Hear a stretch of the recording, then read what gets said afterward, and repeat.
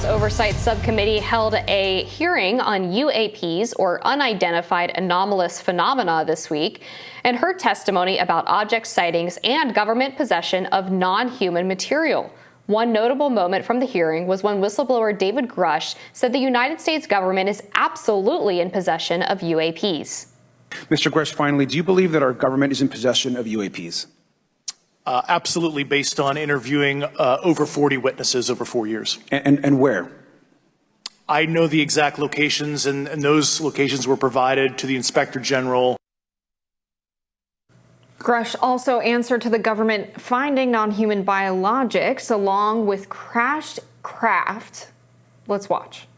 If you believe we have crashed craft, stated earlier, do we have the bodies of the pilots who piloted this craft? As I've stated publicly already in my News Nation interview, biologics came with some of these recoveries. Yeah. Were they, I guess, human or non-human biologics? Non-human. Investigative journalist and author of UFOs, Generals, Pilots, and Government Officials Go on the Record, Leslie Kean joins us now to discuss. Thanks for being with us, Leslie. You're welcome. Thanks for having me. So what do you make of that claim by Grush there of the non-human biologics?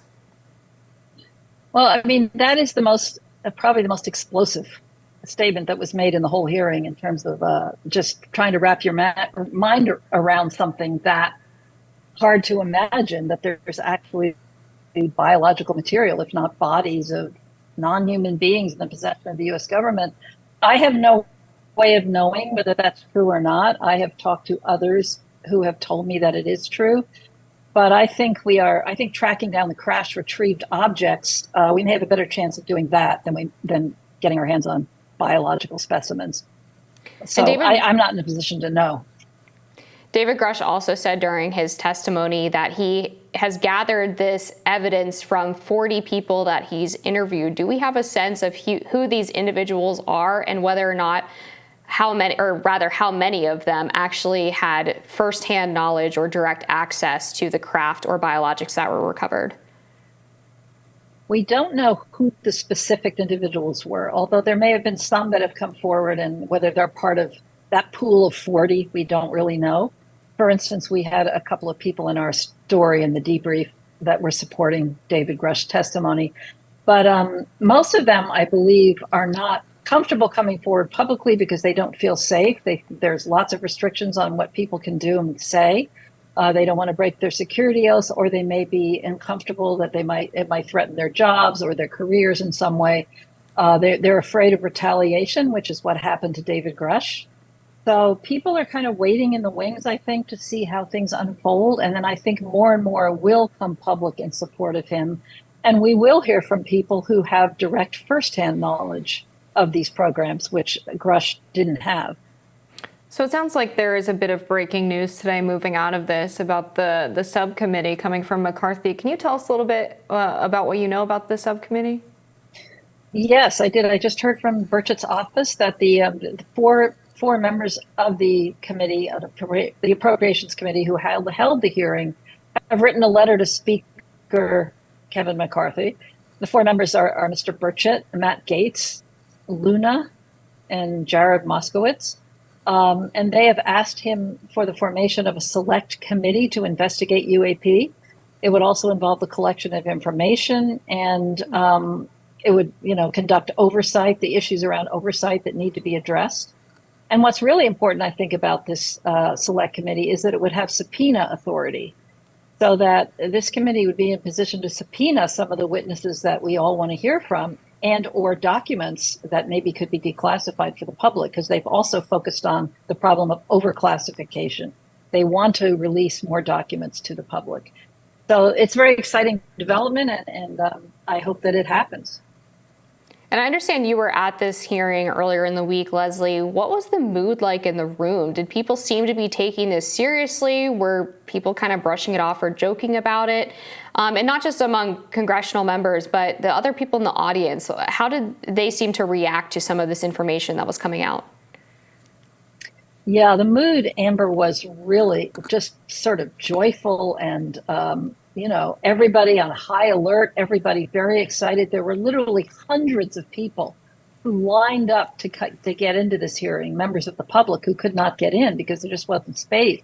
People started lining up at 2 a.m. in the morning, hours and hours and hours, stayed up all night to try to get in. So, the mood, I did not get a sense of any disparaging or ridiculing or any kind of attitudes like that. It was very serious and very excited. So we've seen a few viral moments that have gotten the most attention online. What happened in the hearing that you would point to that's worthy of attention that's not getting attention? Well, that's a good question, because I do think some of the more, sensationalistic aspects of it are getting most of the attention. But there were a lot of other important points that were brought out. One of them, for instance, a need for pilots to report, to have a mechanism in which they can feel safe reporting. Ryan Graves mentioned that only 95% of that 95% of the pilots who do have sightings don't report them. I mean, that is a huge number. So something needs to be done to address that, because there's valuable data to be provided from these pilots, which isn't getting provided because they're afraid that they'll somehow harm their jobs, or that they'll be ridiculed, or there's still a stigma against this. So that needs to be addressed. There was also a point brought up about satellite imagery. There must be a tremendous amount of satellite imagery. I'm sure some of the classified briefings have included it. Can some of that be brought up? There's issues around government oversight that need to be addressed. So there's, a lot, and there needs to be basically an investigation to follow up on what David Grush has provided, the specifics, because he did say that he has provided names, locations, program names, all the data that the members need in order to follow up on what he's telling them. So that was a major point, that an investigation needs to take place to find out if what he's saying is true. Former Navy Commander David Fravor also delivered a glowing account of the speed with which the craft he encountered moved. Let's take a look. The technology that we faced was far superior than anything that we had, and you could put that anywhere. If you had one, you captured one, you reverse engineered it, you got it to work, you're talking something that can go into space, go someplace, drop down in a matter of seconds, do whatever it wants, and leave. And there's nothing we can do about it. Nothing. Fravor added that the Pentagon never investigated the incident. What do you make of this, Leslie? Yeah, I mean, the incident took place in 2004, and that was before the program was set up by the DIA in 2007 that was to address some of these phenomena, including UFOs. And then the ATIP program carried on inside the Department of Defense. So they did a kind of retroactive investigation of this case back in the early days of the ATIP program. So, but it wasn't, in those days, these kinds of things were never brought forward. People were afraid to talk about them. And so fortunately, they did do this retroactive investigation. There's a long document that was put together by the investigative team about this case. There were multiple witnesses to it. It's very, very powerful, and there's a lot of data. So now I think we're going to see much more open investigation. If an incident like this were to happen today, I think it would be more public from the beginning, and hopefully more data would be shared with the public as the investigation was undertaken. It's interesting you point to that sort of a shift in how freely we share information about UFOs, UAPs now. Throughout your career, you've worked through this shift in sentiments about sharing information about UAPs and UFOs with the public. What would you credit this change in how we handle the information to? Well, I would credit to the whole kind of trajectory that began in 2017 with the New York Times story that I helped write.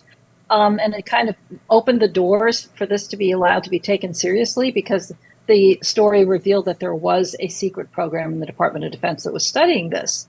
And that led the members of Congress to become interested and to receive all kinds of briefings about this. And so it just kind of built on that and built on that. When you have members of government engaged with this topic, seriously interested in it, talking about it as a national security issue, alluding to the fact that it may not be may not be human, we're dealing with something extraordinary here, that the stigma starts to fade away. You need highly credible authorities to engage with this for that stigma to drop. And so I think that's really what's changed it. Prior to 2017, the government wouldn't even comment on this. They were absolutely unengaged. But that has changed so radically that we're seeing a diminishment in that stigma pretty quickly. What do we know about the involvement of other countries' governments in the exploration of UAPs? Is there cooperation there between the United States and some of their global partners to basically investigate whether or not these craft are simply technological explorations by geopolitical enemies versus actually being extra normal phenomena? Yes, I mean, as far as I know, our government does cooperate with our allies on this, especially within the group called the Five Eyes.